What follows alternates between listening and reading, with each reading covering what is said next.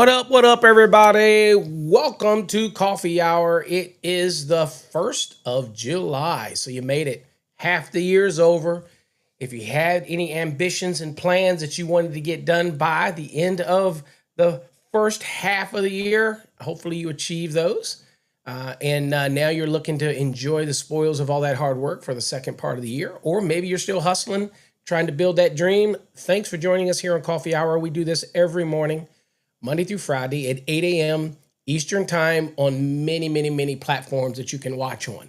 My favorite platform to watch on, obviously, is over on Fast Tracks Tube. But you can watch on YouTube on multiple channels. Coffee Hour with Paul, that's our backup channel.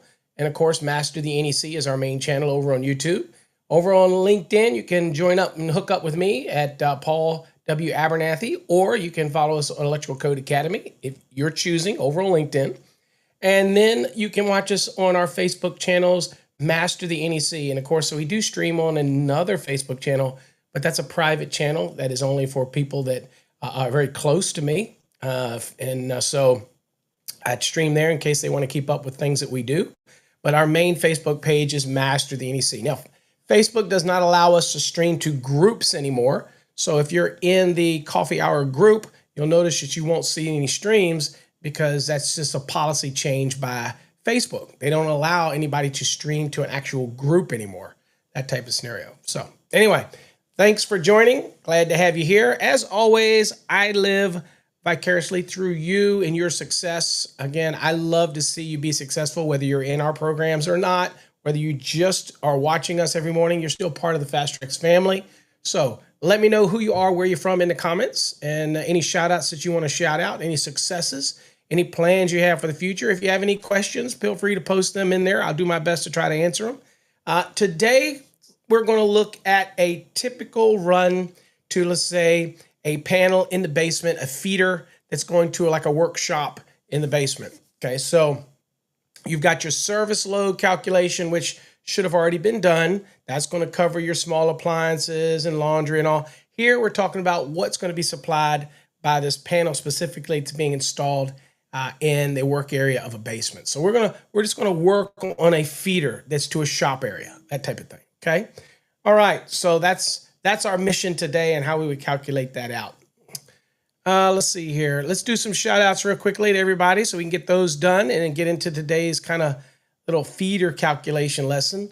And again, don't overthink it. We're simply going to be calculating out for this feeder and what portions of this dwelling that it will be supplying, okay? That's all we're focusing on in today's lesson. Of course, ask any questions you want. We'll go to the code if necessary and do those type of things. So let's do some shout outs. Paul, what's up? Thank you for joining us this morning, as always. David, our CMECP down in Florida. Thanks for joining us, David. Marlon's in the house. Good morning. Glad to have you here, my friend. Shouting out to the code nerds. And let's see here. JPB is in the house. Appreciate you. Thank you for joining us, JPB. Get you up there on the screen. What's up, Seattle or Seattle? Or still haven't corrected how I'm saying it, but I appreciate you. Thanks for joining us. Brandon's in the house. Brandon, glad to have you here. Master electrician down in Houston, Texas. Whoop, whoop. Shout out to you, Brandon. All that hard work pays off. What's up, Frank the Great? 4th of July is near, folks. You know, there's people out there who are saying we don't celebrate 4th of July, or America's not great. First, I say leave. Secondly, I say, of course it's great. What a country. What a great mixture of people. Okay, it's just a melting pot of goodness. We just want people to come in the right way. But it's not that we don't want you. We just want you to come in the right way. That's all. I love everybody, every race, creed, religion. Everybody's welcome.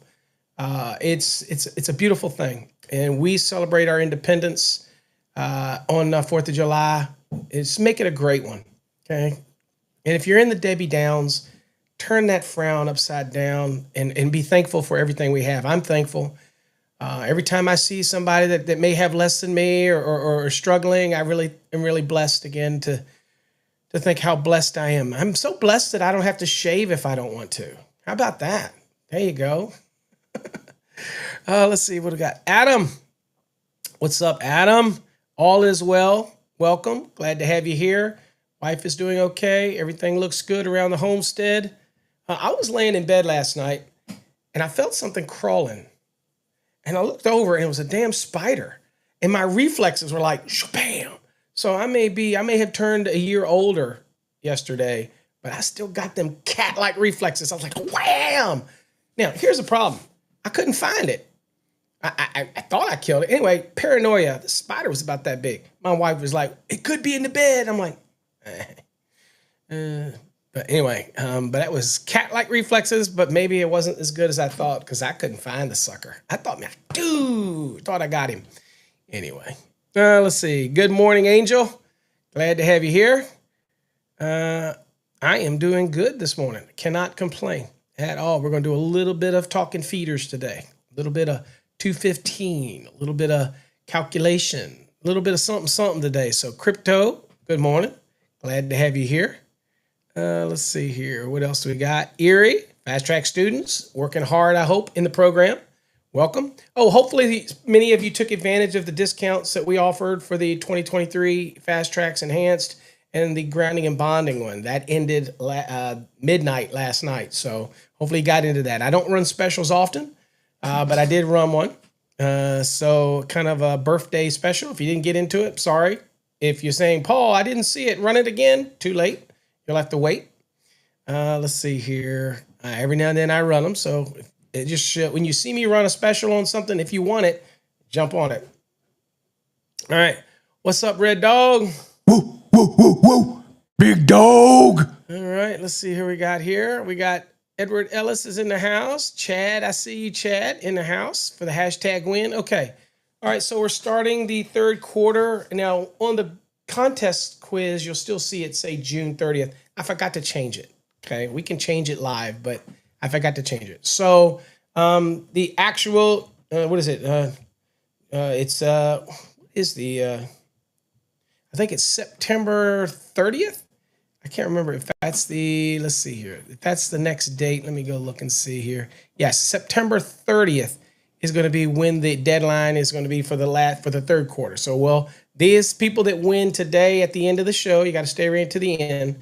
If your name gets drawn, then you will be added, and that drawing will take place after the 30th of September. This quarter's drawings we're putting together, Jeff, we're putting together the drawing to go into the hat. So look for that sometime either the end of this week or first of next week. I will have a show. One of the coffee hours will be the drawing show like we usually do. And we'll pull your name out and you'll give a unique email address. And so it'll all be much smoother this time, but most of you got everything. So no problems. Little delay, but we're getting more efficient. A little bit more efficient. What's up, Peter? Glad to have you here. Good morning, David. Thank you, sir. Appreciate it. Good morning, Peter. All right. Okay. Did add a few things to the wheel that we agreed on. We're going to have a meeting later today, me and Jeff, because we got a teleconference. We're working on something today. But we did add coasters. So Slate coasters with electrician rules. It's a new logo that we've come up with is going to be on it. Okay, so it's very generic towards electricians, but it's not going to say master or journeyman. It's just electricians. Keep it simple. And it's a new logo we're doing. I don't have a sample to give you yet because we're waiting on the actual Slate coasters to come in, but they're really nice with feet on them, so they shouldn't mar up your coffee tables and stuff like that. So we'll be having some of those that'll go on the spin, and we are looking at possibly customizing those for you as well. But right now it looks like it's just going to be a good old generic electrician coaster. Everybody should have a good coaster. Don't need to be tearing up. Don't need to be tearing up anybody's coffee tops and countertops and things like that. What's up? Let's see here. What's up, Adam? Dual citizenship. That's awesome. I get to celebrate the 3rd of July English and the 4th of July now. I'm a proud American. Awesome. That's what I'm talking about. Woo, woo, woo, woo. Big dog. Beautiful thing. I believe in everybody coming to this country. Again, so, it's just do it the right way. You know what I'm saying? That's all I ask. I'm not anti-immigrant, I just say do it the right way. That's all I care about.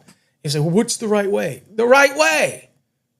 The right way. Come through documentation, paperwork, do it the right way. That takes too long. Well, so does getting your electrician's license. You got to put in that time to make that dime. You know what I'm saying? All right. What's up, Miles? Hi, Miles. I did get your email. Thank you for the order. You order from the website. I do appreciate it. I always tell people I made a whopping $10 on your order online. That's our markup for our stuff is very little because it's print on demand. It's expensive. So we make very little. But we appreciate every dime. We thank you for it. We prefer to just think about giving the swag. But I did get it, and so I will get your ultimate coin sent out to you. So I did get that. Thank you for finally reaching out to us for that, Miles. So I appreciate it. All right. Let's get into discussions today. If you have any questions that may come to mind during our discussion, please, by all means, feel free to bring them up, ask them. I'll address them the best that I can.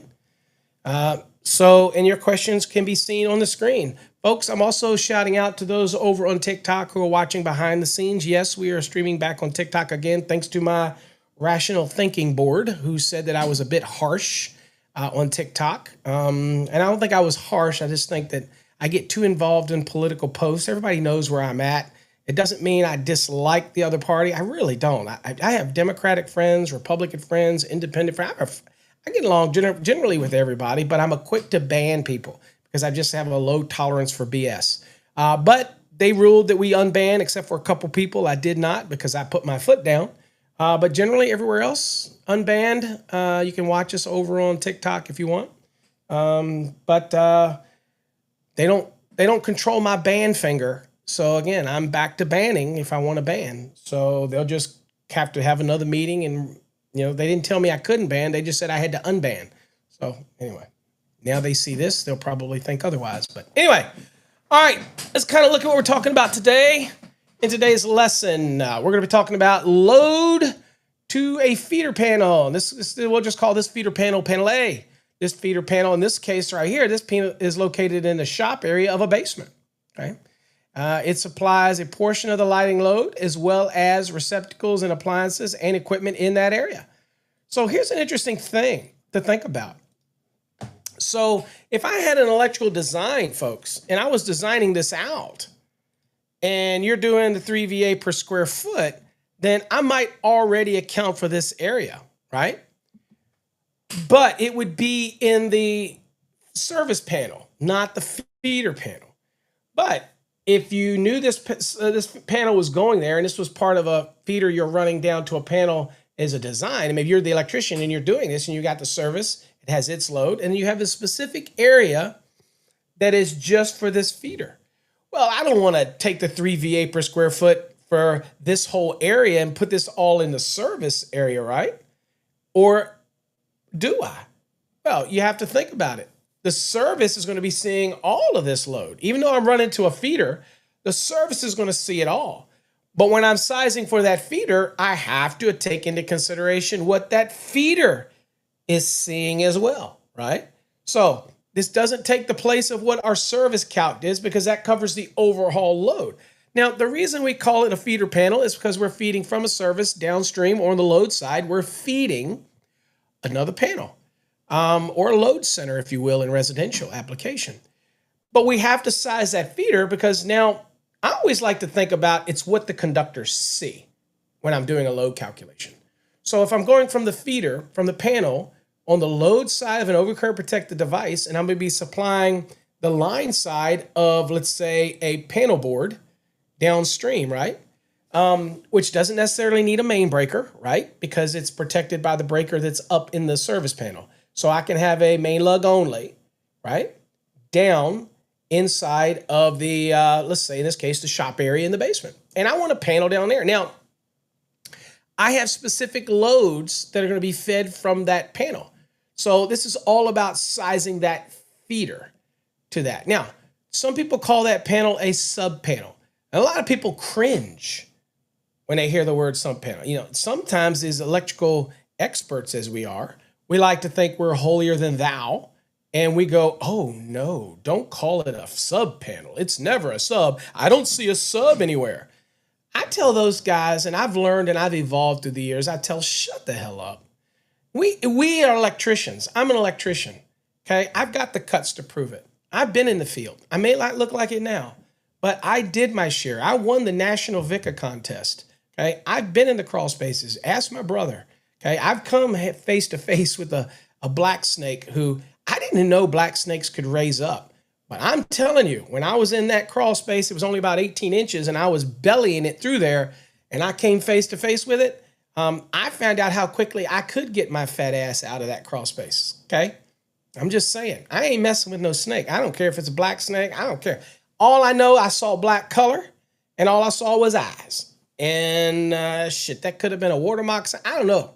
I didn't stick around long enough. Okay. So been there, done that. That was funny. No, I didn't soil myself, but my brother got a big laugh out of it. So anyway, I think my brother was there. He might not have been there. It might not have been my brother. It might have been, I can't remember when it was. Anyway, that was when I was back younger days, right? Yes, we did get the job done, but a little differently. Okay. Good morning. Some more shout outs here. New places here. Manny is here. I see you, Manny. David Carter's here. Jay, good morning. I see you in here as well. Dwayne, I see you. Dwayne, a fairly new fast track student in our program. Let's see here. Rob, I see you in here, Rob. Irvin, I see you in here, my friend. Thank you. I see Christopher. I see you in here as well. And there we go. There's our latest CMECP. Tom, I will get your email out to you right now. We're just final touches on that. And we will get that out to you. But you are official. Okay, so welcome. All right. Okay, where was I? What was I talking about? Okay, so some people call it sub panel and some people cringe at the calling it sub panel. I don't, because it's slang. We're used to things like slang. The same people that have a problem with calling it sub panel are the people that actually call single phase. They go phase to phase and they don't understand that it's not phase to phase. Okay, it's just one phase. Okay, it's single phase. Same people.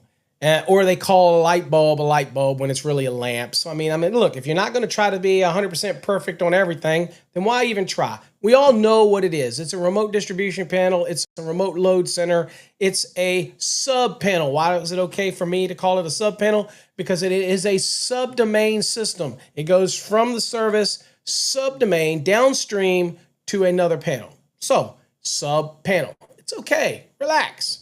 Does the NEC say anything? Well, if you do a search on the NEC, I think sub panel does show up once in the code somewhere, but not generally for what we call it. It's something else. Okay. I haven't checked lately. It may be gone by now. All right, let's go back to the lesson. Okay, so what we're going to do is we're going to look at a normal, typical load center. And I just want you to know that this panel is supplying the lighting load as well as receptacles and appliances and equipment in this specific area, which is the shop area. So this is very common. Somebody calls you out and they say, hey, I want you to run me a feeder down to a panel that's in my work area. That's fine. Just remember, folks, that if these are new loads, and this is like existing application, and these are new loads, then there's a high probability that they did not take this into consideration on the service, okay? Because you may be adding, maybe it was unfinished, so they may have compassed the 3 VA per square foot, right? They may have gotten that because it is an adaptable location, adaptable space. But what they may not have done is they didn't know what new appliances you may be adding down there. They didn't know those type of things that would be added. So you have to take those things into consideration. So there is a calculation for where you have an existing dwelling and you're adding an additional panel. You have to make sure that the original service can handle all these additional loads. Now, since I'm running a feeder, I need to make sure that the feeder is sized for these new loads that are going to be added, that type of thing. And if I'm sizing the feeder, I want to make sure that the new loads that I'm adding are accommodated by the original service. Okay, so your work is cut out for you. We're not going to be evaluating an existing service. We're only going to be looking at the feeder. But these are just so many things as an electrician you need to think about. And this is why you spend the time working in the field, asking your master questions. Hopefully your master can answer those questions. And if not, then find somebody that can answer those questions for you. Reach out to us. Go to paulabernathy.com. Maybe you have a very specific question and make sure you ask that question. We want to make sure you get the answers. That's for sure. Adam's got a quick question about the CMECP course. I was wondering if I have to get approved to take the journeyman course. No, you don't. You still have to fill out the thing originally and give us your journeyman's number, and so that we can verify you are a journeyman. Okay. Now, I tell people this all the time. If you want to get in our CMECP journeyman program, even if you're not a journeyman, that's fine. If you want to spend the money to learn, that's fine. It's an expensive program. And somebody said to me, what if I get into it and I'm not a journeyman? How will we know? Well, you don't have to. So yeah, you can purchase it, Adam, but you're not going to proceed in the CMECP program until you're a master. So you got 12 months. So if you weren't a journeyman, it wouldn't make any sense. So we assume people know this. And so if they're a journeyman, because the next step would be a master. And you can pay for the course, go through the course. But if you don't achieve a master license or equivalent by the end of 12 months, then all you get was the course. You don't get to move any further into the CMECP program. So on the journeyman one, it's pretty much an honor system. If you want to purchase it, that's fine. But you can't move to the fourth step, the proctored exam, unless we have proof that you actually achieved master licensure before that, because it's not an exam prep program. Okay, so you get what I'm saying? So again, you can go on and purchase it if you want, and we'll put you on the honor system if you're a journeyman. Get what I'm saying? But just remember, don't get upset if somebody buys that course or gets into that program, 12 months comes and they're like, how do I move to the next step? And you're not a master, you can't move to the next step. Okay, so just so you understand all those rules. All right. Let's say Dwayne's got the flashcards and loves them. Great. We got more flashcards coming. Dwayne, those flashcards that we have, folks, help you learn the code articles. And just it's kind of something that you do at the end of a training session or every other day. You just freshen yourself. Never click the complete button, please. I reset you if you need to. But basically, you're just trying to flashcard and learn the code articles. It just makes life a little easier. We have a new flashcard set coming out for calculations. Okay, and they're just to keep you sharp, keep you learning stuff. So we have a bunch more of those flashcard series coming out as well. So thanks for that. Santana, good morning. Who else we got? Joseph, good morning from New Jersey. Gearing up for the 4th. Adam, you're good to go. Absolutely. That it's to reduce the length of home runs. It is to reduce voltage drops, and we don't know how that will affect sensitive electronic types of equipment that we're now putting in these dwellings. So, dude, I just prefer to not have those long home runs. But that is not what they had in Oklahoma. Okay? And so, sadly, they still, I don't believe, have this AFCI issue figured out. And they've replaced a lot of stuff. And I'm telling you, I think the correlation is these long-ass home runs. I'm just saying. That's what I think. Okay. Good morning, Petey. Glad to have you here. Hashtag win, folks. Put in the hashtag win to get on a spin later in the show. All right, so here we go. So this is what we're looking at. So we're doing this to reduce home run. So we'll look at this table. It'll be a little hard for you to see. So we're going to kind of go over one piece at a time. Okay, now first things first. This area that we're supplying this feeder to, this panel, this area that's going to be supplied by this panel is about 1,812 square feet. Okay, so it's the outside dimensions of the space that we're working on. Okay, so 220.41. So we'll go to the NEC, as we always do. We'll piece this together here. So we'll go to 21. There you go.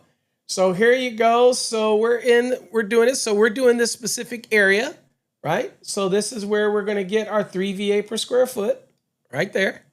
Okay.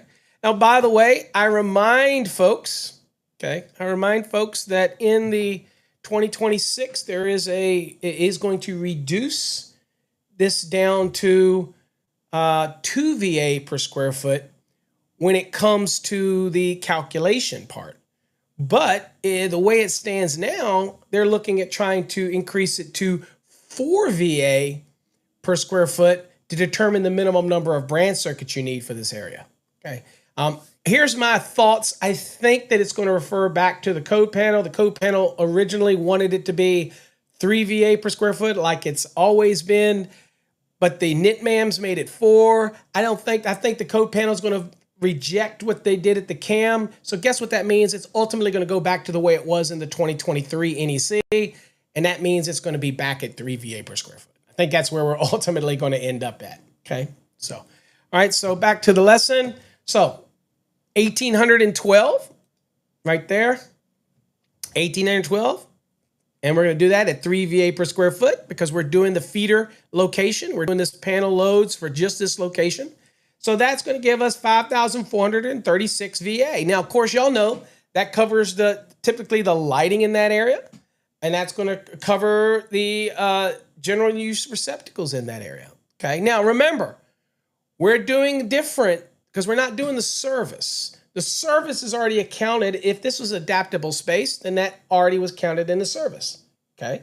We're trying to size the feeder for the specific load that's in this area. So this is all about sizing the conductors properly, right? And making sure that we know what specific loads. So we size the service. We got everything. The service conductors are done. Service can adequately handle the load. Now, in this case here, we're trying to find out what the feeder is going to be seeing, that feeder conductor, okay? That's what we're doing right now. Okay?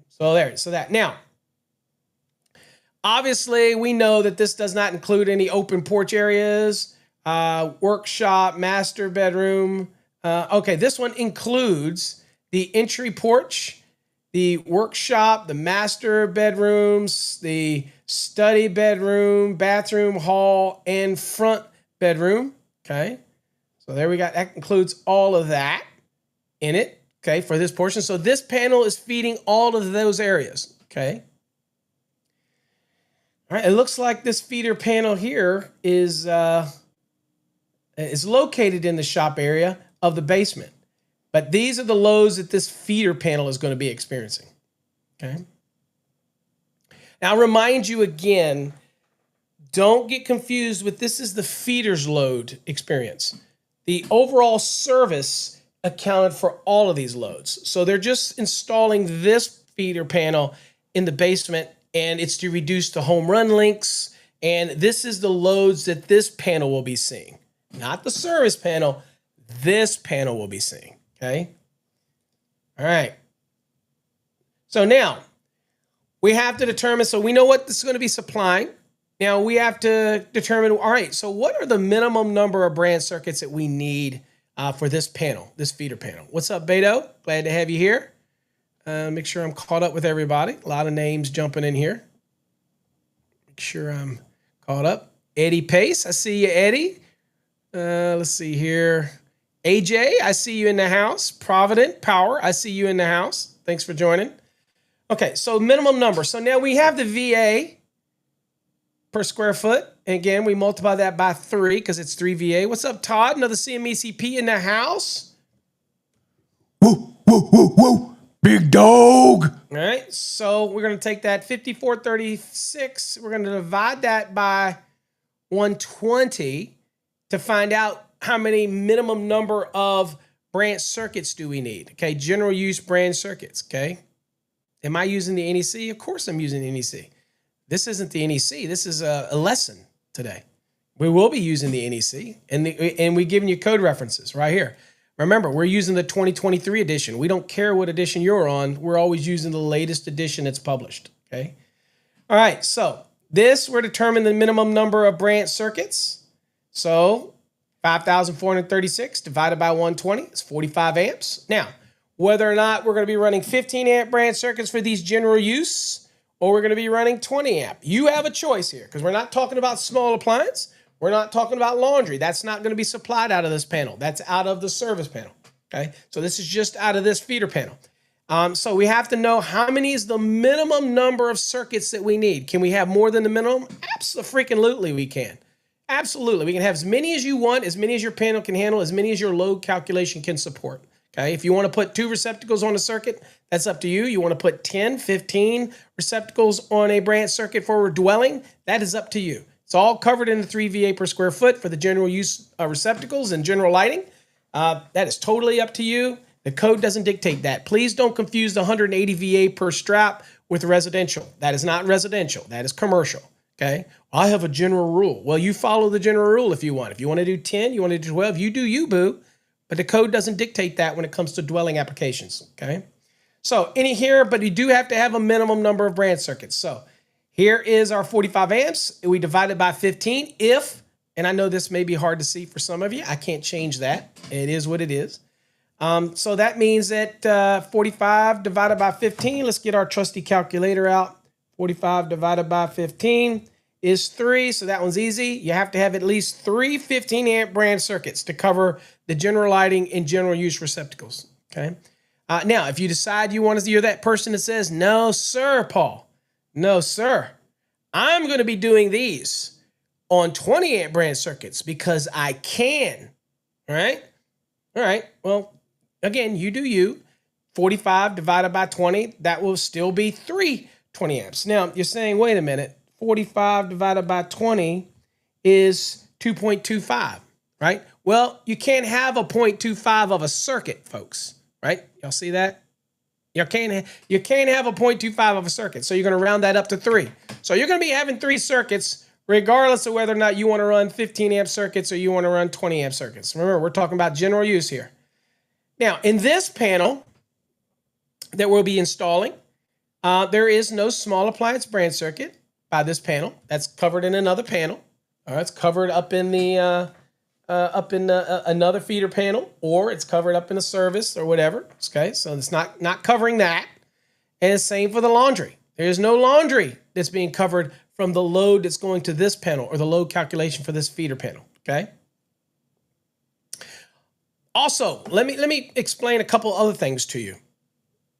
You could have a situation, folks, where you have your meter and it comes out and it hits 2 separate disconnects, which also may be your emergency disconnects. So 230.85 for 1 and 2 family dwellings and things like that, talk about emergency disconnection means. It may be emergency disconnects, and then it goes through that emergency disconnect and hits a service panel with a main breaker, okay? And that's your service disconnect. Or you could have it outside where it's emergency disconnect and it's also the service disconnect, so it's serving double duty. You have those options in 230.85 that you can go look at, okay? But if you have 2 service disconnects outside, maybe just switches, okay, just a 200 amp switch maybe, then what you have is now you have service and then you'll be supplying feeder panels on the inside, wherever you want. So this could be an example of what's being done here. Feeder panel A, feeder panel B. So your disconnects are outside, 200 amp, and now these feeders come in, and one's in the basement area and one's in the top floor. And again, maybe they're doing this to reduce the home runs. That's all the beautiful thing about being an electrician is that you get to decide. And when people say they think a residential is like, I don't care about residential. I'm a commercial electrician. I'm an industrial. Those are the real electricians. We're the ones that work on switch gear. We're the real electricians. Get off of it. You're an electrician whether or not you're running a branch circuit to a single device receptacle, or whether you're troubleshooting, whether you're doing residential, commercial, industrial. It doesn't matter, as Rock would say. It doesn't matter. You're an electrician. Just because you can follow blueprints, and maybe the hardest part of being a commercial electrician is understanding how to lay out where your stub ups are so that you're in the wall. That's probably the hardest part you've got. But I get so tired of these electricians that go on social media and say, you ain't an electrician. Anybody can learn to bend conduit. Trust me, it ain't brain surgery, okay? But usually you're following whatever's on the drawings, okay? Residential, if you do bigger homes, then you have to be very creative. So again, I love them both. I love all of it. Residential, commercial, industrial. The only challenging thing for industrial is sometimes you're going to be an electrician that's going to do like motor control applications and whatever, but that's just a skill. Once you learn it, anybody can learn a skill. Don't let anybody ever tell you that. And also, when some people say my state is harder than this state or my state's exam is harder than this state, tell them to shut up. If you learn the National Electrical Code, it doesn't matter. It really doesn't matter. Because if the test is based on the NEC, it doesn't matter the state, what their test is like. It doesn't matter. Now, some states may have additional questions like laws and regulations, okay? Some states may have OSHA requirements. It's not tough. Just learn those requirements, okay? Stop propagating, get people worried about passing exams. Dude, I got people that pass exams all over the country.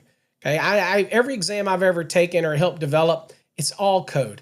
So I can't speak for the other stuff, and some states may give you a little more, but at the end of the day, if you understand the code and you learn it, you can find anything in that book, then it's all good. Okay. All right. Where am I at? Okay. Stop. Usually I tell people, stop freaking yourself out. Okay. The hardest part that I found with commercial, as I told you, was making sure that I can look at a set of drawings and understand where my stub ups were in a slab. Because ain't nobody going to start pointing fingers, and the plumbers and everybody's going to start pointing fingers, is when you get that shit wrong and it ends up not being in the wall. Now, I can't help it if the contractor, the builder, doesn't do it right. So my advice to apprentices that are doing commercial work, here's some advice real quick. Get with somebody there who understands how to lay things out. It's an important skill to learn. If you're there and you're the only electrician and you're not really sure, don't be afraid to ask the plumber. Because plumbers have to stub stuff up a lot more than you do in slabs, whether it's stub ups for P-traps or stub up or whatever it is they have to stub up. They know how to measure off of things and find out where the walls are. Reach out to them, build a relationship with them, ask them. Say, hey, guy, look, I'm going to make sure that my stuff gets in the wall right. How do I measure it off a blueprint? Don't be afraid. I think the biggest thing that I run into, and I do a lot of consulting to electricians, is they let their pride get in the way. And they don't want to ask a freaking question. There is no dumb question. Just ask the question. You know what I'm saying? Just ask the question because you're going to learn from it. And you can learn something from a seasoned plumber. You can learn something from a seasoned mechanical guy. You can learn something from a seasoned electrician, the old guy who maybe don't know his code as good as you. Okay. Maybe they go on TikTok and post some garbage. Okay. But at the end of the day, there are other little skills that they can teach you. Okay. Little tips and tricks. So apprentices and journeymans, shut this, do this, and listen more. Listen more. Best advice I can give a young person today. Shut up and listen. Okay, sorry about that. Paul's little rant for the day. Get you. Hey, what do y'all think? Y'all think they're gonna find P. Diddy guilty? Huh? How about a little controversy today over TikTok? You think P. Diddy, what do you think the verdict's going to be? Guilty or acquitted? Maybe your electrician, really don't care. Probably don't. Okay. All right. Let's see here. Okay. So we got no laundry. We got no small appliance. Okay. Now, remember, that is your general lighting load, just like you might have done at a service, just like you've done anywhere else. And it could be, folks, that in this dwelling, we just have 2 feeder panels. So there may be just a main breaker, no loads coming out of it, and we have 2 separate feeder panels, right? So we're doing the whole dwelling's load calculation, and we need to do each feeder panel at a time, right? One over here, one over here. We're still sizing the feeder, but the overall load calculation from this feeder panel and this feeder panel could be what we're using to size the whole dwelling, that type of thing, okay? So again, there's many flavors of way to do this, okay? We're just focusing on this one feeder panel. That's it, okay? AJ says cook him. Guilty. Chad says guilty. All right, we got some opinions in here. That's what I'm talking about. I asked for it. I asked for the opinions. Let's go. All right. All right, so what appliances are being added on this feeder panel? All right, well, they got a water heater, okay, right here. Oops. There you go. I'll pop up. You know what? That doesn't look good. You can't really see it all, but I'll dictate it to you. I want you to see the numbers more than anything.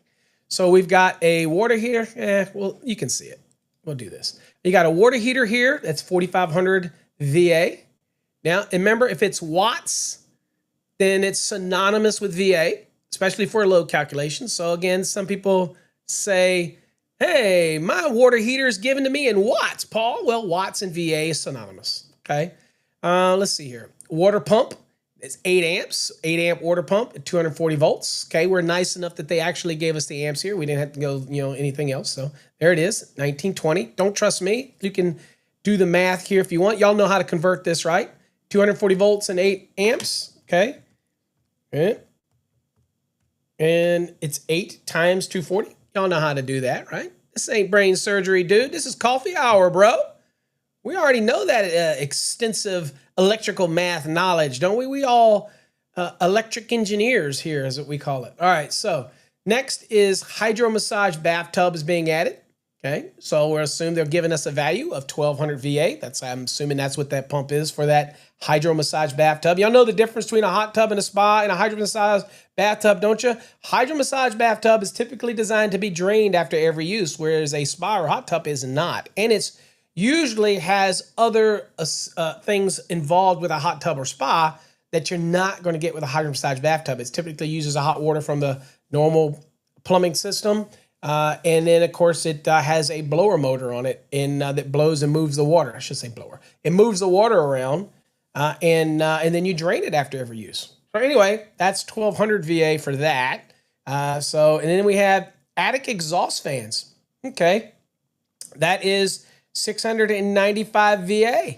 Okay, so we have to include these exhaust fans in here in the appliances. Now, you might be thinking, Paul, what about if I had an exhaust fan that was under 500, okay? Or it was a motor that was, less than a quarter horsepower. Well, guess what? You don't count it as an appliance. You say, okay, don't worry about it, right? When it comes to the appliance application. All right, so anyway, so these are attic exhaust fans, 696. And then we got a heat vent lamp light combo, and they got two of them down there. Okay, at 1500 VA each. Okay, putting out some heat, baby. Got some resistive heat going on down here. Okay, this is a 1500 VA. It's like two damn hair dryers going on. So that's 3000, right? So you add up all your appliances. Remember, nothing different, guys. This ain't brain surgery. This is using the standard method here. We're just using the standard. Obviously, you could use an optional method, but we're using the standard method. And in this scenario, we've got at least 4 appliances, don't we? So we got 1, 2, 3, 4. We actually have 6 appliances overall. So you add these numbers up, and that comes out to 11,316 VA. Okay, so we have our general lighting load right here. Oh, by the way, I didn't do this. Remember, your general lighting load does exactly the same way you do it, and we've done it before in a service. Okay, we came up with the value, right? And here it's basically 5,436, right? So the first 3,000, right? We've got the first 3,000 at 100%. And then, of course, you've got the remaining at 35%, okay? So that would be 853. That's the remaining portion, right? And so totally, the general lighting total load is 3,853, okay? All right. Now, some people say, where did I get that, by the way? I'll just show you because I love to show you. Love to show things here on the show. So we've got this 5,436. So 5,436 minus 3,000. And that's where we had 2,436, right? And we times 0.35. And that is where we got the 852.6. And of course, we're going to round that to 853. That's where that all came from, okay? So yes, this feeder application, you most certainly get to apply the demand factors in 220.45. Most certainly do, still applicable, okay? And so there's where that value is. And then here's your appliance values. And again, it was 11,316, but you and I both know that that is 4 or more. So we're going to be able to apply what? We're going to be able to apply a demand factor to that. And 220.53 says, hey, guess what? You can apply a 75% demand factor. Okay, so 11,316 times 0.75 is 8,487 VA, right? So that's what our appliance loads are. We have our general lighting and general use. We already have those two, so we're getting good. Now we have the other loads. Now in this specific panel is going to be seeing the AC. It's going to be seeing electric furnace. It's going to see the freezer, okay?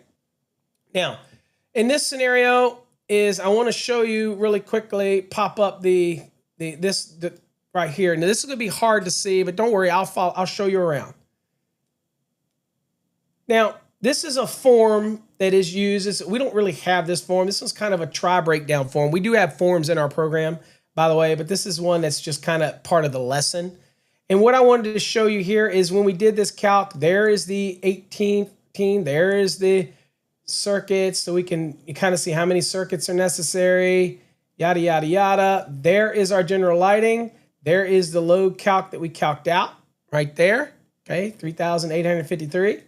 And here's the appliances, by the way, down here. I know y'all got to see this on the right side of the screen. It's small, but bear with me.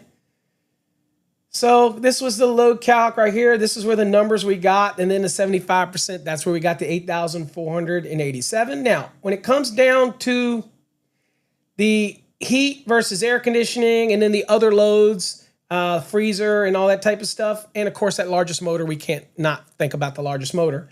If you'll notice that the electric furnace is 13,000 VA, okay? 13,000 VA. The AC, air conditioning, was 6,096. So again, they're not going to run at the same time. So 220.60 says that I can do the non-coincident loads. So one doesn't run over the other, and nothing's going to come close to that 13,000 for the heat. So you're going to be using the heat, right? The electric furnace. You're going to be using that. You're going to ignore the AC, right? Makes sense? Okay, so that's that's all we've done here is we took the furnace, right? And then it took the freezer. They have a freezer. Oops, click that. We have a freezer, and that was 696. And then, of course, you take 25% of the largest motor, and that was 480 VA. But we'll go back up here and say, which is the largest motor in here? Okay, so let's see here. Let's do T20. Is the largest motor here. Looks like it is this water pump motor right there, 1920. So I'm going to be gathering that because it is the largest motor in this calculation. Then I'm going to do 1920 times 0.25, and that is where we get the 480. That's the largest motor in this calculation. Okay, where are we at? Okay, so that's where that is, 25% of the largest motor. So that gets 14,176. Okay, so now we have three things that we're adding up, right? All right, very simple one here for this feeder panel, very simple. We have our general lighting and general use that feeder conductors, and that's is going to C. We got that. That is 3853. We already did that math. Then we have the appliances that we looked at, includes the 240 volt water heater, all that kind of good stuff. So that was after we applied the 75% demand. That was 8,487, right? We got that. And then the last one was those other loads, which is the heat, which was 13,000 VA was the heat value. And then we took that at 100%. And we also took the freezer, which was 696, added that to the 13,000. And of course, we had to find the largest motor. And the largest motor is going to be that water pump, okay? And then that's how we got the 480. Does that make sense? So we're adding all of that up. And so this is what we do right here. So it is 26,516. There's kind of what we added up. So there's the three things on the screen. The one on the left, from left to right, you've got the general use, general lighting for this space. You've got, or what's going to be seen by this feeder, and this panel is going to be supplying this space. We've got the 8,487. That's your appliances after demands. And we got the 14,176. Again, that is the heat versus the AC. Obviously, the electric furnace was greater, plus the freezer, plus the largest motor at 125%. We're only trying to capture that 25%. Where do we get that? That's another thing that people seem to really get confused about in the NEC. They're like, where does it tell me to take the largest motor at 125%? Paul, where does it say that? Well, it says it in 220.50. It said, hey, if you got motors in this building, I need you to find the largest one and take it at 125%. Well, you've already taken the load of the appliances. Even though you've applied demand factors to it, originally you did take the value at 100. So all we're telling you to do is find that largest motor, and they'll capture 25% of it. Okay, just give me 25% additional that I need to add to this because you've already taken it at 100%. Even though another demand may have been applied to it, that's irrelevant. We just need to find that largest motor, and based on 220.50, take it. Now, what does it say in 220.50? It says, hey, go look at 430.24. Now, why would I want to go look at 430.24? Because that's the rule for feeder sizing for multiple motors. It says, hey, take the largest motor at 125% and take the sum of all the other motors, which is 100%. So it's not that may be for conductor sizing, but because it's in 220.50, it's saying that's what you use to account for these motors. That's what you use. And so you use the concept of that 125. Since, again, we've already done the appliance or the motor, largest motor at 100%, we just need to get that 25%. So people say, well, that's just so damn confusing. Why didn't the code just tell you to do that? Again, this is not an instruction manual. You have to learn the nuances of the code. And that's why educators teach it. And again, you can say, well, I disagree with that. Well, that's up to you. But that is how it's taught, and that's how it's applied. Okay. And I explain this differently. I tell somebody, if you go to a commercial building, it has multiple motors, and you're doing a load calc, and you're doing feeders, for example, you're going to take the largest motor at 125%, and you're going to take the sum of the other motors that are in the same group. And you're going to use that to size the feeder conductor. And it's okay. It's going to be fine. That's just how we do it. Okay. If you disagree with it, the code panel eagerly awaits your public input. All right. Now, when it comes to the neutral, we're doing a little different with a neutral. So we know what this, so 26,516 divided by 240 is 110 amps. Okay. So we have to have that feeder that's good for 110 amps. Okay. So we need to make sure we size a feeder that can handle 110 amps. Okay. Bear with me. Stick with me. Stick with me. Don't y'all leave now. Don't leave now. If your boss is knocking on the door saying, get your ass to work, say, wait a minute, boss man. I'm learning something here. We's learning something. All right. So 110 amps right here. All right. Now, what about that neutral? All right. Well, remember, let me pop this up. Remember something. That general use and general lighting, that is all neutral. That has all 120 volt loads. So you count every bit of that. Okay. And you still use the value after you apply the demand factors, because what's good for the goose is good for the gander. Woo, woo, woo, woo. Big dog. I'm just saying, if I can apply it to the ungrounded, I certainly can apply it to the grounded. So don't let that fool you. So I'm going to be doing that. So I get all of this. What about those appliances? Well, when it comes to the appliances, I'm only going to get those that are what? That are 120 volt loads, because I'm doing the neutral. So I'm not going to include the water heater. I'm not going to include this one because this is a 240. Okay. But all of these look like they probably will be just 120 volt loads, right? So let's see what I've got here. Let's just do the math here. So I got 1200, and I've got the exhaust fan is 696. And I've got those two vents right there. That's 3000. So that equals 4,896. How many appliances do I have?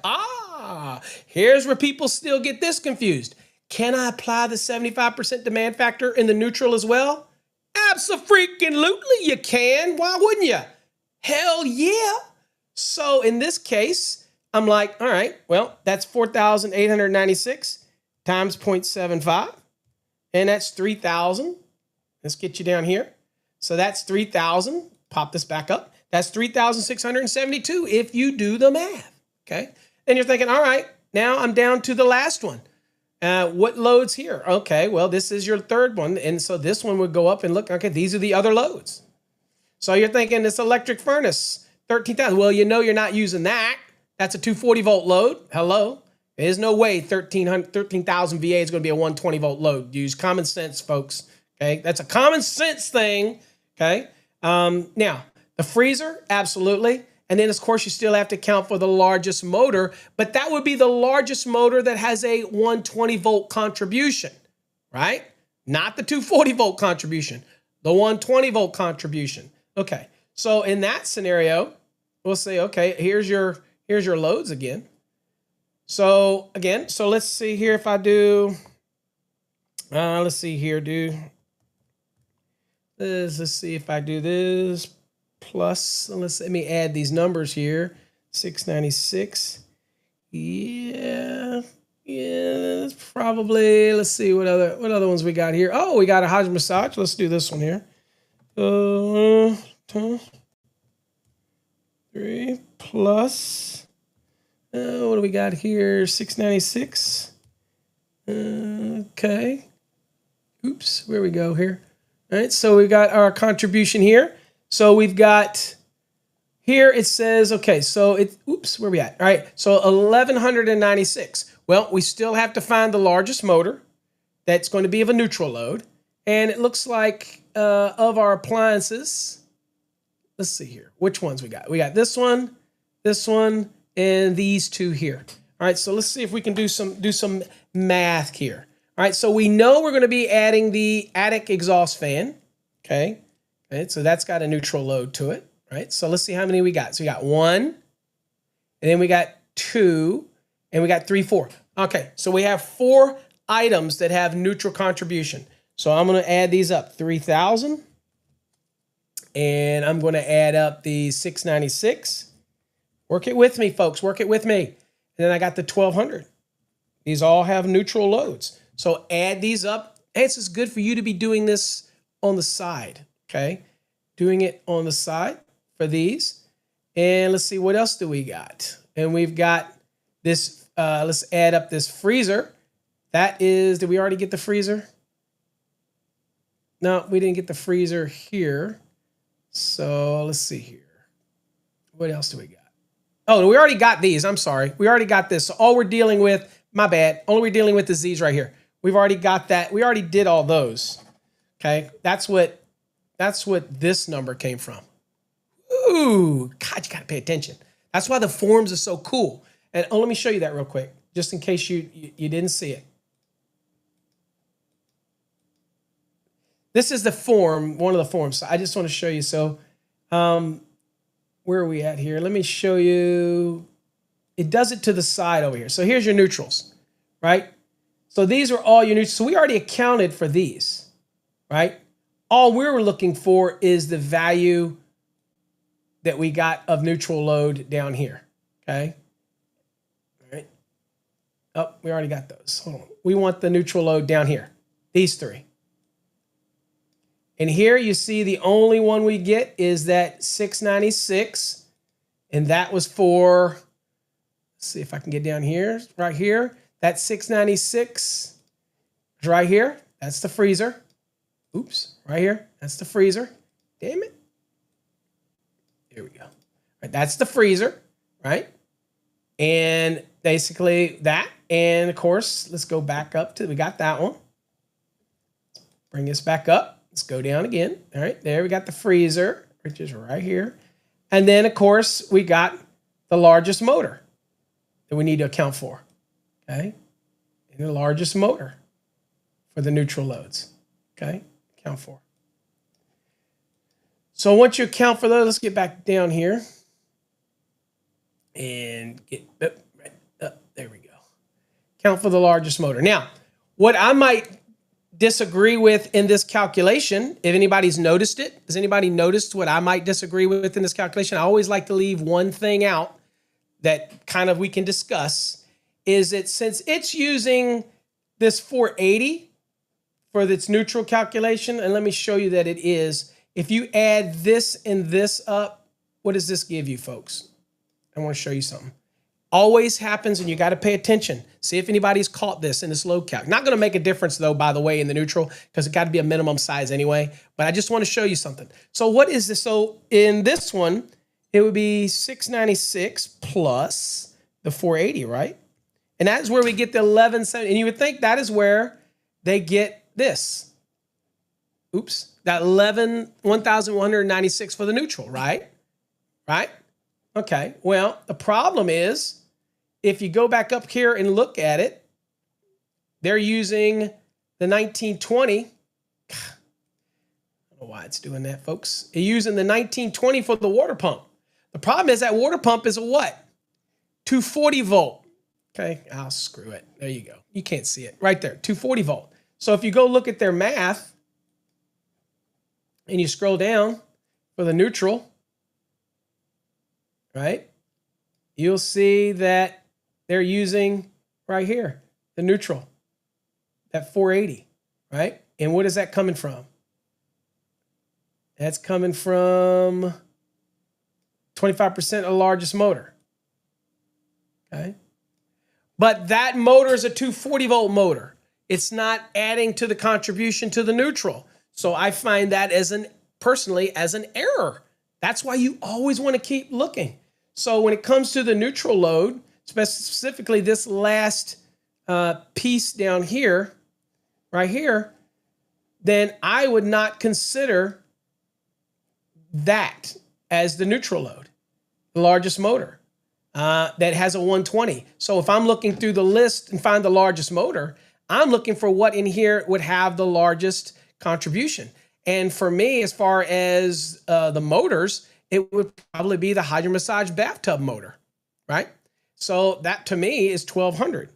So 1200 times 0.25 would be 300. And it's not a big difference. That's why I tell you folks at the end of the day that 25% is not going to make or break you. And it's certainly not going to make or break you in this neutral calculation. That's for freaking sure.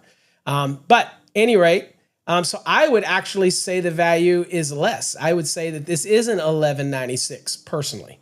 I would say that this would be, what was it? I would say it would be 696 for this portion plus 300. Okay. And so that would be a total of 996. So I would say personally, instead of this being 1196, I would say this would be 996. Why do I say that? And this is why this is a great lesson. Because personally, I think that when you're doing the neutral calculation, we only are looking for the neutral contribution. And it is using a motor that is a 240 volt motor. So you cannot use that for the neutral. Now you use that contribution for the ungrounded conductor sizing, but not the neutral. Okay. All right. Now you're going to see in a minute why that makes no difference. But again, you heard me tell you before, as long as you get in the ballpark, choose the best possible answer. Okay. Right. That type of thing. Rob, you got to finish your sentence, buddy. All right. Now, so in that case, the neutral, even in this scenario, would be 871. And I'm going to add these up to make sure they're right. 3853 plus 3672 plus 1196 is what they have. So they have 871.21. Now, see, I'm going to redo this math because even the math doesn't add up. This is why you have to stop and do math. You really do, okay? What do you mean what I counted on a test? It's the same thing. If it's a neutral calculation and they want the neutral load, then you're looking for the neutral ones that have a neutral contribution. In our example, the water pump is 240 volts. It does not have a neutral contribution. So I use this lesson as an example to point out an error in a calculation. That's why I use this example. So in our case here, and then I'll show you why it's not going to matter, that type of thing. But on a test, yeah, if they're asking you to do a neutral load calculation for a load center, then you're going to make sure that when you're doing the neutral, you're counting the neutral loads, that type of thing, when it comes to sizing the neutral. Now, again, the code's going to require it to be a minimum size anyway, and we'll see that. But here, I just want to show you the math real quick and show you why you have to be careful. And this is a case, and I use this example for this lesson I used purposely because I already kind of knew what was going on here. So let's do this math again. 3853 plus 3672 plus, now what it says here, 1196. Okay, this says 8721. And of course, this says 8701. So you see that there's already an error. So what could have happened is that the lesson from one cycle to another cycle could have deviated. So what I personally think the value that should be here is that what I think this number should be, this 1196, what I think this should really be, and I'm sorry that's not letting me just show you the thing, right? What I think it really should be is 696 plus 300. And where did I get the 300? Because I think that this Hydro Massage bathtubs motor is the largest motor at 1200 VA. Okay, that's what I think it is. Okay, so 1200 times 0.25 is 300. And then of course, in this last stage, we're just getting this part. We've already done the appliances. We're just getting these other loads for the neutral. Then I would take that 696. So 300 plus the 696. I think it should be 996. Right there where it says, right here where it says 1196, I think it should be 996 personally. Okay. It's my personal opinion. All right. Anyway, it's really not going to make that difference. You see, it's 36 amps right here. So let's just do it what it would be if I did this calculation. 3853 plus 3672 plus, and I'm going to use my 996, and that would be 8521, right? And I'm going to do 8521 divided by 240, and that is 35.5. You're going to round it to 36. So do you see that even in this case, it doesn't make a difference? Y'all with me? Does everybody see what I did? So even when you're doing this, double check yourself. Never take anything for granted. That's part of being an electrician. Learn, learn, learn. Take your time. This is a published document. I know that there's an error in this published document. That is why I used it for an illustration today. Now, let's move beyond that, and let's just assume these are the numbers, okay? Because at the end of the day, for the neutral, it's not going to make a hill of beans, okay? Now, first of all, can I use 310.12 for this? That's a question of the day. And the answer is no, I cannot. Who knows the answer to that? Why can't I use the sizing allowance for the 83% in this example? Why can't I use this for this feeder? This is really important stuff to remember. The reason that I can't is because, remember, this said panel board A. That means there's another one in here. So remember, it also said it wasn't doing the small appliance and laundry. That means that tells you there's another loads that are being in some other panel. I cannot use 310.12, the 83%, unless the panel that it's supplying, that feeder, unless it's seeing 100% of the dwelling's load. That's it. The moment that it is not, you cannot use the 83% rule as it's written in 310.12. One of the most important things for you folks to remember. Okay.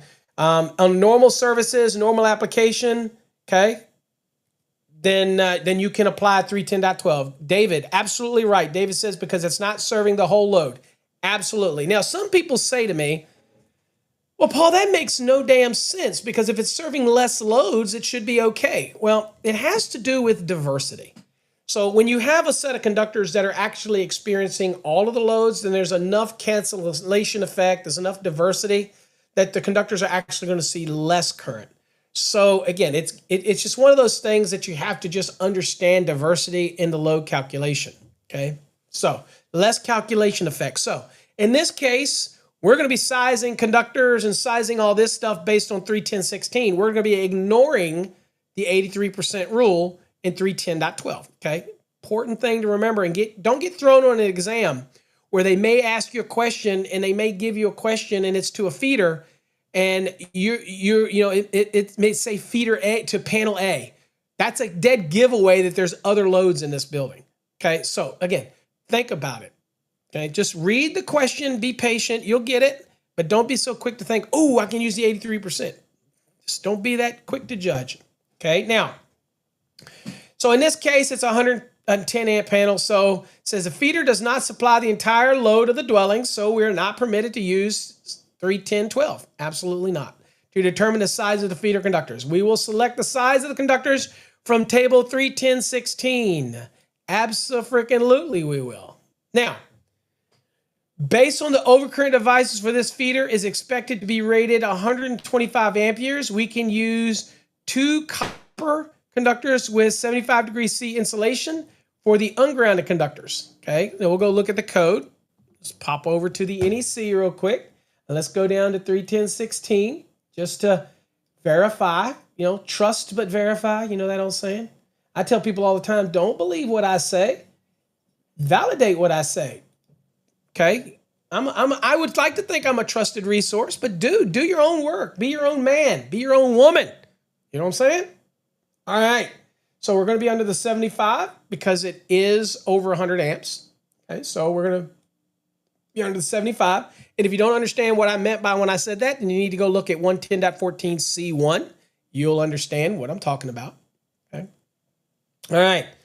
So anyway, let's go down here under the 75 and let's see what we need. So we said it was 110 amps. All right, so here's 100 right here. That's a 3. Oh, so close. Oh, so close. Oh, so close, but not close enough. So we go to 115. 115 gives me a 2 gauge. So that's why we said we're going to be doing a 2 gauge, okay? So they have an ampacity of 115, but it exceeds the load calculation exceeds the 110 rating, okay? So of the overcurrent device, the 110, why you say, Paul, what are you talking about? Well, we're going to now go look at 240.6 for selecting of overcurrent devices. Standard ratings. Here we go. Boom. All right, here's some standard ratings right here. We see a 100. Yeah, but we're over that, so that ain't going to help us. And here's the next standard size is a 110.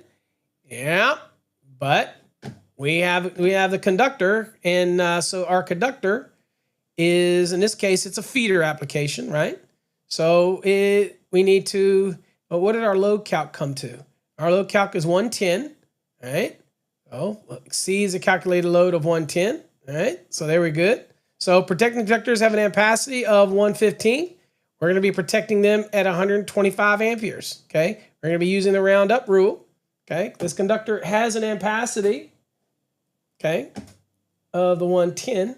We're going to be putting it on the 120, okay? Because the conductor has an ampacity of 115, all right?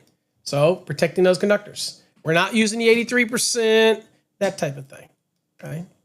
All right, now, other people say, well, Paul, wait a minute. What about that's for services.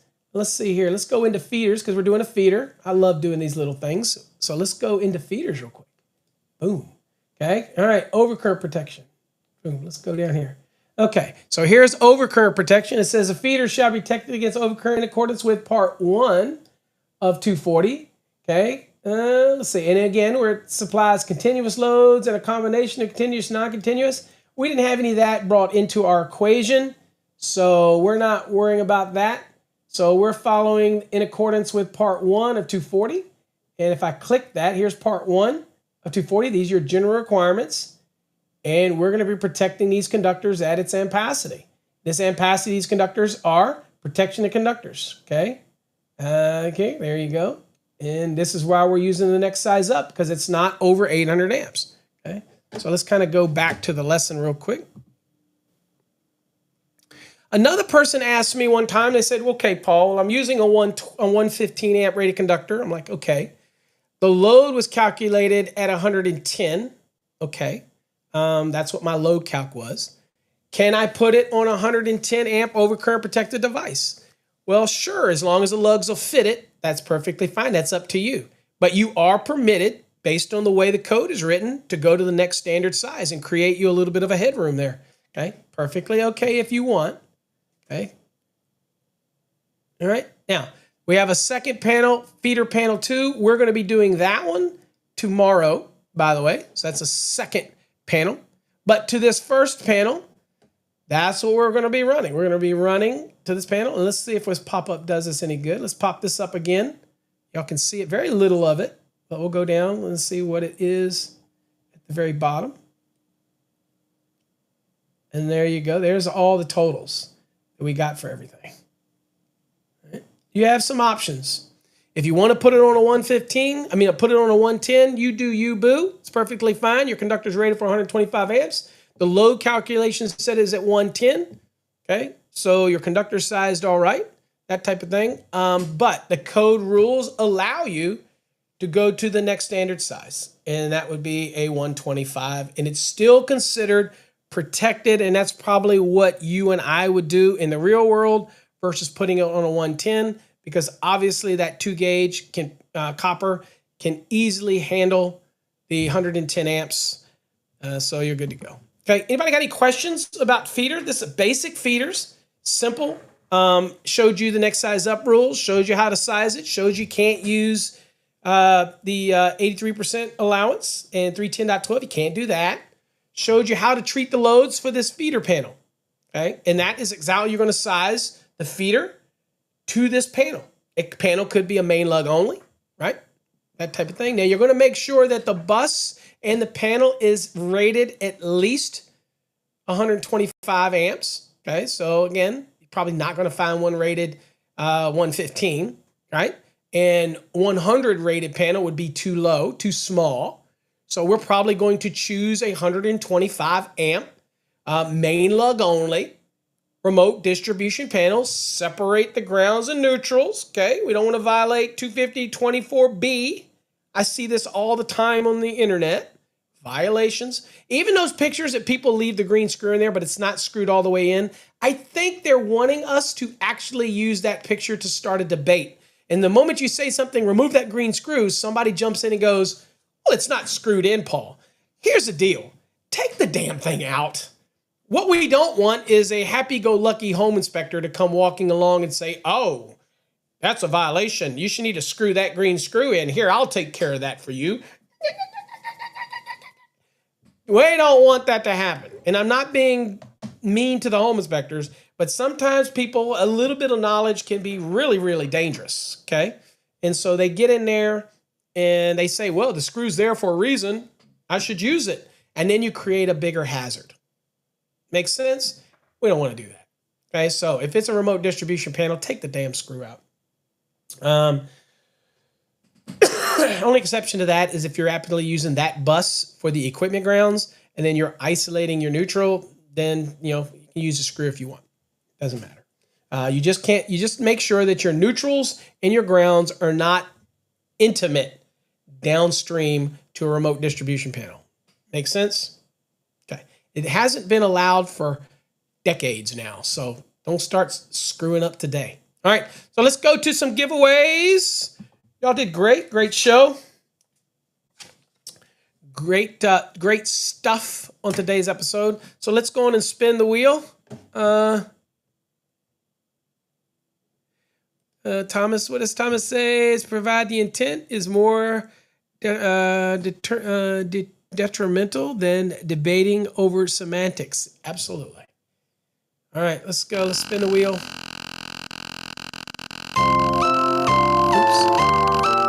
All right, this is wrong, by the way. It's going to be September 30th is the last day for the drawing. So again, September 30th.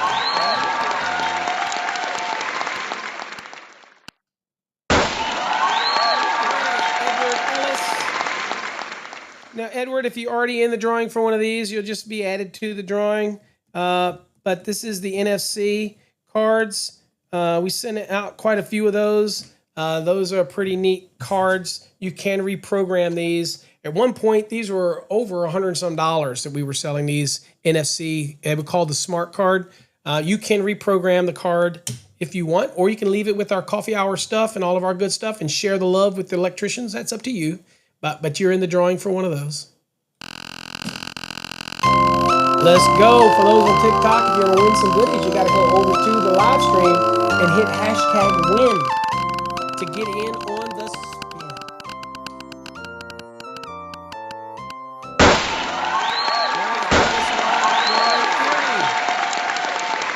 Now, if people that have a Minimalist wallet, we have many different designs and more are being added all the time. So we even have the newest one for the folks that have been in the Fast Tracks program, that the Code Strong one.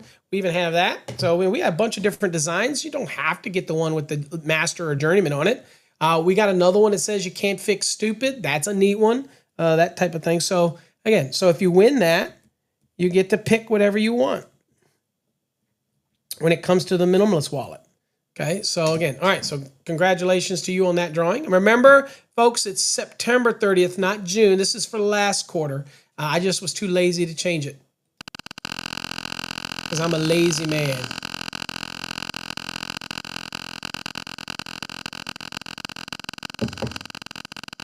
All right, let's see what we got going on here.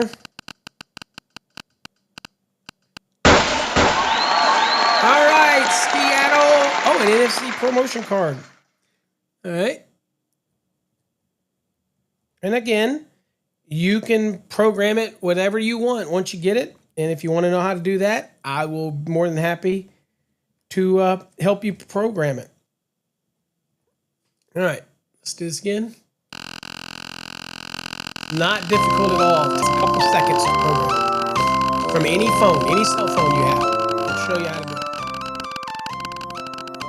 All you have to do is have NFC on your phone, and I don't know of any phone today that doesn't have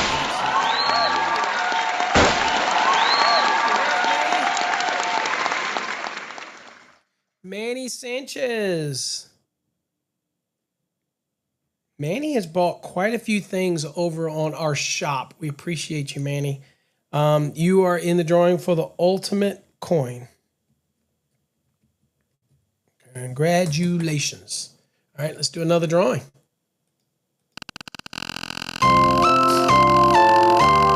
Again, the drawing is going to be September 30th. Ignore this. Ignore that. Just look the other way. We're in the drawing for the Fast Tracks Tube, the basic. The Trade Hog. Okay, everybody's loving that Trade Hog. We just had an update to it. Okay, so again, the model's learning more and more and more. So we just also had a big group of inspectors at a municipality join, and we gave a special rate to all the inspectors that joined, so they can use it out in the field to help make their reports better, that type of thing. So they're using it on their tablets because it's web-based, that type of thing. So they can do it and ask for it to write a response and check the grammar and all this kind of other stuff. So they're using it to help their reports out in the field and provide accurate code references. And they know a lot about code too, so it allows them to validate, and then they can ask deeper questions. Hey, how you use it's totally up to you. Oh, by the way, we do now have annual memberships for that, so that you do not have to do the month to month if you don't like the month to month. A lot of people don't like month to month. It's all good. What's up, Shameless? Glad to have you here, my friend. Better late than never, right? Okay, one more. Glad you got rid of the mind-controlling spin wheel. All right, let's go again here. Last one for today. And look for the show the end of this week or next week, where we're going to do the drawings out of the good old CMECP hat and give you a special.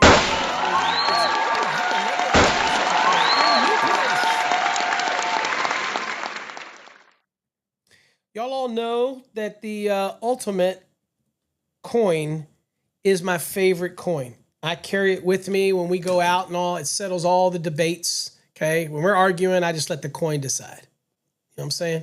Keep it simple. All right, folks.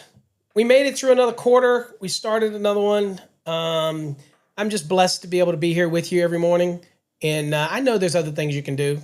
And I know that you indulge me because I go down different trains of thought. Again, I have a bad case of attention deficit disorder. I've always had it. I don't look at it as I look at it as not a curse, but as a benefit to me, because I have my hands in so many things. Okay. Oh, I should mention before I go, we did start a new division here.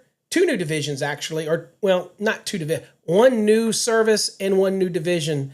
Okay, so most people know that I create a lot of graphics for publications and illustrations for books and other places who will write articles and blogs, and they need electrical graphics. I do that. We have a service that we've done that, but it really wasn't really formal.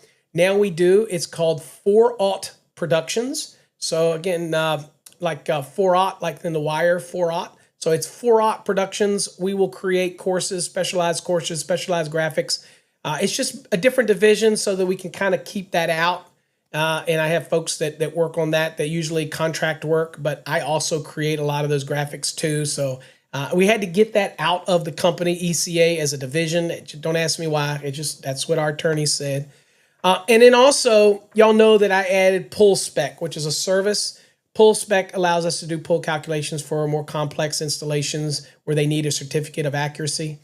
Those type of things for long major pulls, a second set of eyes, if you will, that type of thing. So we added those services. So check those out if you get a chance. If you're interested in them, check them out. All right, folks, Till next time, stay safe. God bless. And if you want a really good electrical exam prep or an NEC learning program, check out fasttracksystem.com if you're not already a member, but I know most of you are. Till next time, folks, stay safe.